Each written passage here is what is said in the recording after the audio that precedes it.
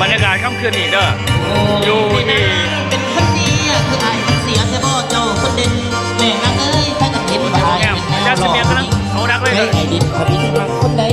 ใจไอ้ดินทวินหักคนใดเขาก็เหมือนหนีไปเพราะว่าโตเขาเตี้ยมันเตี้ยหัวใจเหมือนกันเพราะกรรมพันธ์ไอ้นั่นบ่สูง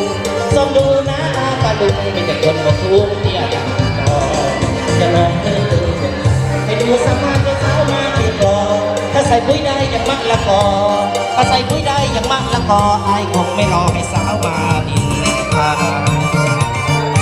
เป็นน้ำตาตกแต่งลงมาเทวดาบันเฮียไอ้ได้เป็นผู้เตี้ยไอ้คนเยื่อผู้เศร้า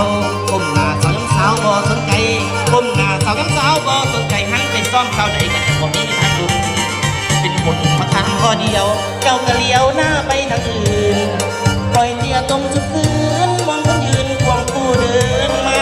ปวดใจเล็กนะเพราะเกิดมาเตี้ยจนสาวเพราะเกิดมาเตี้ยจนสาวตั้งเชิญผู้สาวหยอกเอิญเข้าแทบไปเฮียแม่นางเอ้ยมีแต่คำมันเดียวตุ่นให้หัวเสามีบ่เจ้าผู้สาวคิดรู้ตนมีบ่เจ้าผู้สาวคิดรู้ตนกรุณาสักคนมาซอยสนละคนเดียมาซอยสนละคนเดีย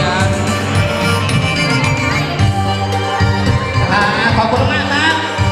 วันนี้เรากำลังอยู่ที่อยู่ที่โรงแรมสุสานเดชของท่านประธานสอยนกแท้ๆมีความลังกะสี